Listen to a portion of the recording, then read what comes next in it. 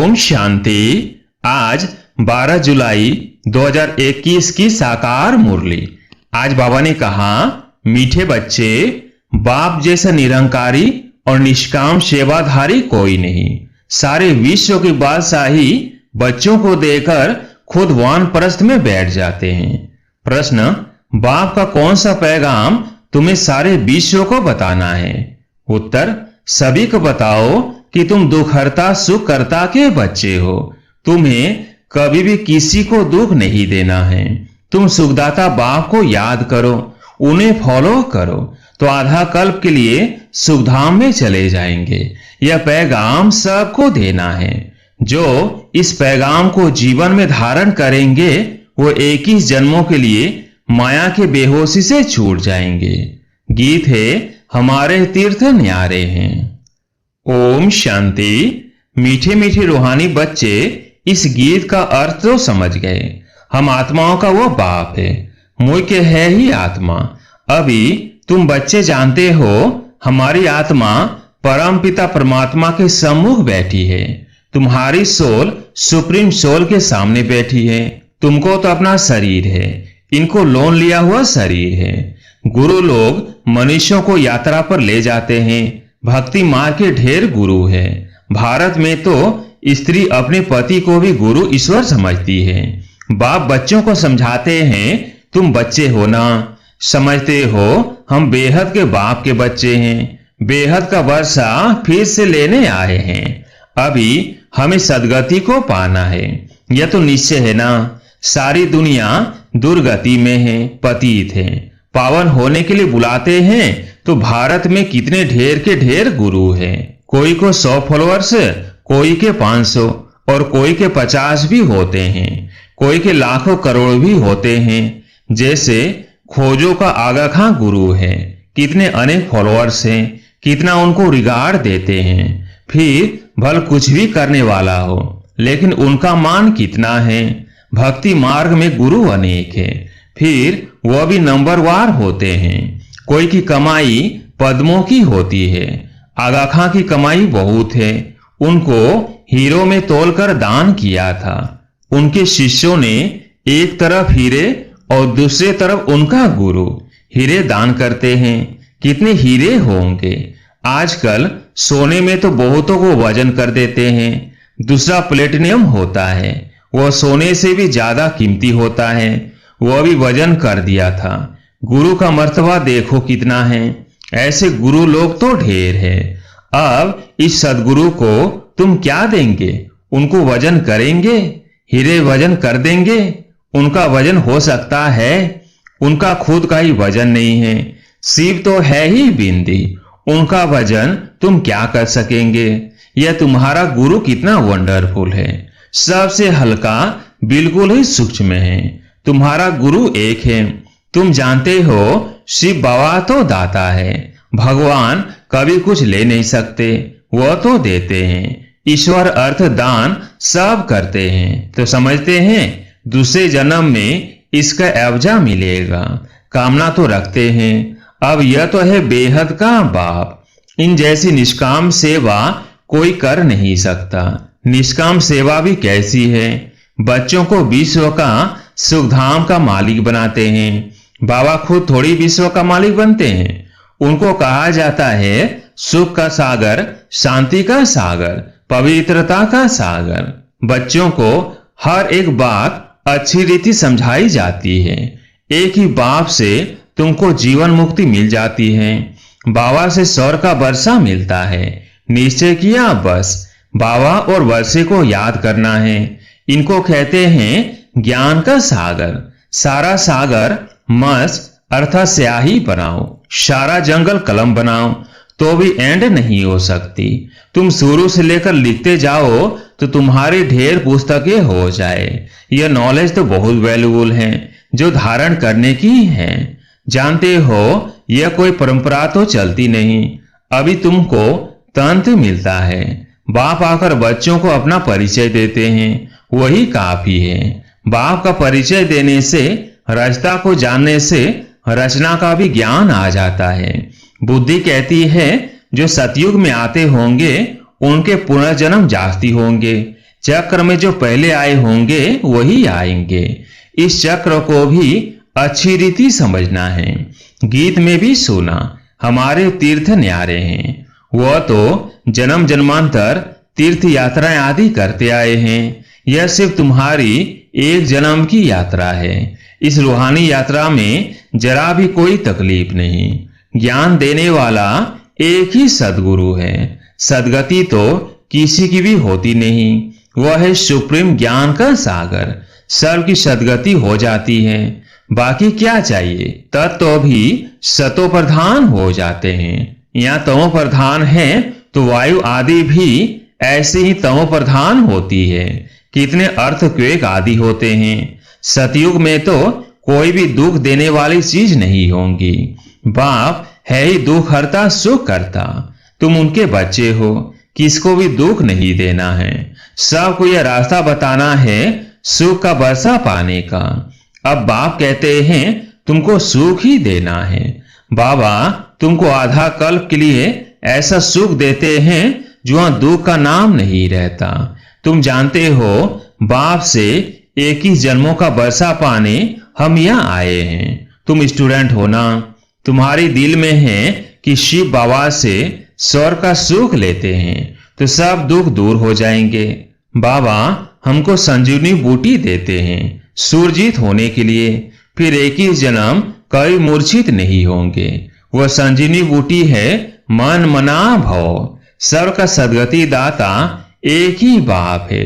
उनको निराकार निरंकारी कहा जाता है। जिस तन में आते हैं वह भी साधारण है।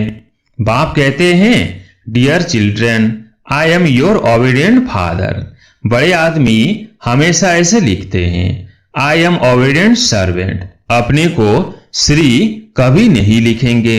आजकल तो लिखते हैं श्री श्री फलाना। आप ही अपने को श्री श्री लिखते रहते हैं। वह बाप है निराकारी निरंकारी।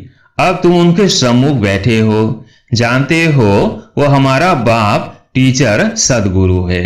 बाकी तो सब भक्ति मार्ग के अनेक गुरु हैं। गुरुओं के भी गुरु होते हैं, इनका कोई गुरु नहीं। ये सत बाबा सत टीचर सदगुरु है। तुम जानते हो आत्मा ही संस्कार धारण कर रही है। बाबा भी आत्मा है ना, उनमें भी गुण हैं। तुम्हारे गुण अलग अलग हो जाते हैं। इस समय जो गुण तुम्हारे में है वही बाप के हैं। फिर सतयुग में तुम्हारे दैवी गुण हो जाएंगे। बाप ज्ञान का सागर प्यार का सागर है। कृष्ण की महिमा अलग है। शिव बाबा को 16 कला संपूर्ण नहीं कह सकते, वह तो स्थिर है ही। बाप कहते हैं यह टाइटल तुम मुझे नहीं दे सकते हो। मैं थोड़ी भिखारी बनता हूं जो फिर सर्वगुण संपन्न बनूं। मेरी महिमा इन जैसी थोड़ी करेंगे।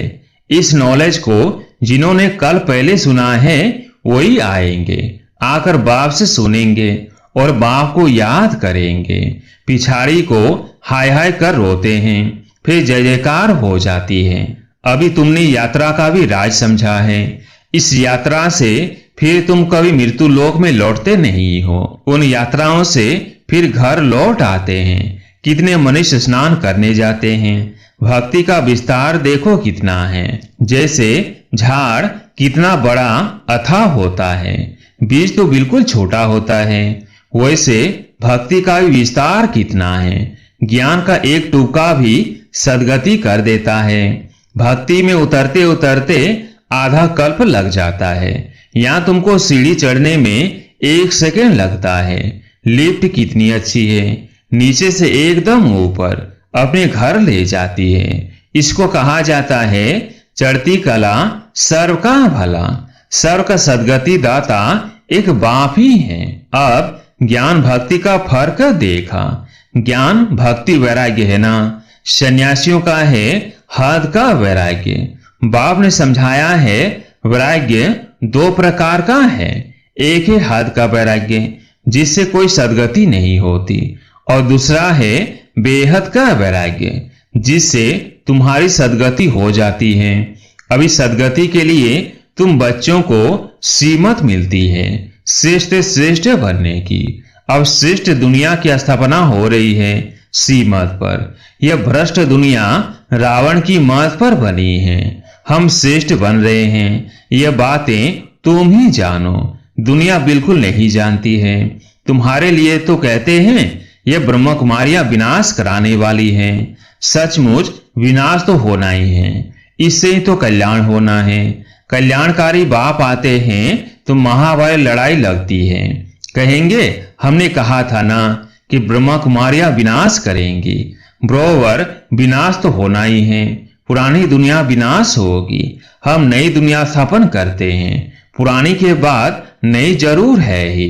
कल्प कल्प विनाश होता है, तभी भारत में स्वर्ग के द्वार खुलते हैं। परंतु वे लोग समझे कैसे? आगे चलकर बहुत समझेंगे। बाप जब आते हैं तो पुरानी दुनिया सारी स्वाहा हो जाती है। तुम्हारा यह यज्ञ तो वंडरफुल है, जिसमें आहुति पड़नी है। यह भी तुम जानो और न जाने कोई। विजय तो पांडवों की होनी है और सब खत्म हो जाएंगे। बाकी तुम पांडव रहते हो, फिर नई दुनिया में राज्य करते हो। यह नॉलेज बड़ी वंडरफुल है। सबका दुख हरता, सुख करता, सदगति देने वाला एक ही बाप है। कितना मीठा, कितना प्यारा बाप है। कहते आए हो मीठे बाबा, आप जब आएंगे तो आप पर हम वारी जाएंगे। मेरा तो आप, दूसरा ना कोई। इसका मतलब यह नहीं कि घर बार छोड़ यहां आकर बैठेंगे, नहीं। गृहस्थ व्यवहार में भल रहो। 7 रोज का कोर्स ले, फिर कहां भी जाओ। मन मना भव। बाप को याद करना है और वर्षा पाना है। बस याद की यात्रा में रहना है, इससे ही बेड़ा पार है। यह भी तुम जानते हो, पवित्र रहना है। छिछी खाना आदि नहीं खाना है। मुरली तो मिलती है, कोई समय मुरली नहीं भी मिलेगी। आफतें आएंगी, हंगामा आदि हो जाएगा तो मुरली मिल नहीं सकेंगी। तुम इन आंखों से जो कुछ देखते हो वो नहीं रहेगा, सब भस्म हो जाएगा। प्रलय तो होती नहीं। दुनिया तो एक ही है, नई से पुरानी होती है। न्यू वर्ल्ड ओल्ड वर्ल्ड कहा जाता है। अब तो कहेंगे यह ओल्ड वर्ल्ड है, बाकी थोड़ा समय है। वह कहते हैं कल्प की आयु लाखों वर्ष है। कलयुग के लिए कहते 40,000 वर्ष पड़े हैं। वास्तव में 5,000 वर्ष का चक्र है। तुम्हारी बुद्धि में सारी नॉलेज है। मनुष्य तो बिल्कुल पत्थर बुद्धि है। एक्टर्स होकर ड्रामा के क्रिएटर डायरेक्टर को न जाने तो उनको क्या कहेंगे? वर्ल्ड की हिस्ट्री ज्योग्राफी कैसे रिपीट होती है, यह तो जानना चाहिए ना। जो अच्छी रीति जानते हैं, बुद्धि में धारण कर औरों को धारण कराते हैं, वो ऊंच से ऊंच पद पाते हैं। बाप कहते हैं जो नॉलेज मेरे में थी वो अब तुमको दे रहा हूं। ड्रामा प्लेन अनुसार मैं रिपीट करता हूं। मेरा भी ड्रामा में पार्ट है, भक्ति मार्ग में भी पार्ट बजाया। अब तुमको आकर अपना और रचना के आदि मध्य अंत का परिचय देता हूं। मैं भी ड्रामा के बंधन में हूं। मैं आता ही एक बार हूं अपना परिचय देने और रचना के आदि मध्य अंत का नॉलेज सुनाने। अच्छा, मीठे मीठे सिकिलधे बच्चों प्रति माता पिता बाप दादा का याद प्यार और गुड मॉर्निंग। रूहानी बाप की रूहानी बच्चों को नमस्ते। हम रूहानी बच्चों की रूहानी बाप दादा को याद प्यार गुड मॉर्निंग नमस्ते नमस्ते। धारणा के लिए मुख्य सार। पहला पॉइंट, बाप समान ओबीडिएंट बनना है। कभी भी किसी बात में अपना अहंकार नहीं दिखाना है। निराकारी और निरहंकारी होकर रहना है। दूसरा पॉइंट, बाप टीचर और सदगुरु के कॉन्ट्रास्ट को समझ निश्चय बुद्धि बन सीमत पर चलना है। रूहानी यात्रा पर रहना है। आज प्यारे मीठे बाबा का वरदान, व्यक्त में रहते अव्यक्त फरिश्ते रूप का साक्षात्कार कराने वाले सफेद वस्त्रधारी और सफेद लाइटधारी भव। व्यक्त में रहते अव्यक्त फरिश्ते रूप का साक्षात्कार कराने वाले सफेद वस्त्रधारी और सफेद लाइटधारी भव। जैसे अभी चारों ओर ये आवाज फैल रहा है कि यह सफेद वस्त्रधारी कौन है और कहां से आए हैं, ऐसे अब चारों ओर फरिश्ते रूप का साक्षात्कार कराओ। इसको कहा जाता है डबल सेवा का रूप। जैसे बादल चारों ओर छा जाते हैं, ऐसे चारों ओर फरिश्ते रूप से प्रकट हो जाओ। जहां भी देखें तो फरिश्ते ही नजर आए। लेकिन यह तब होगा जब शरीर से डिटैच होकर अंतर्वाक शरीर से चक्र लगाने के अभ्यासी होंगे। मनसा पावरफुल होगी। स्लोगन: सर्व गुणों व सर्व शक्तियों के अधिकारी बनने के लिए आज्ञाकारी बनो। सर्व गुणों व सर्व शक्तियों के अधिकारी बनने के लिए आज्ञाकारी बनो। अच्छा, ओम शांति।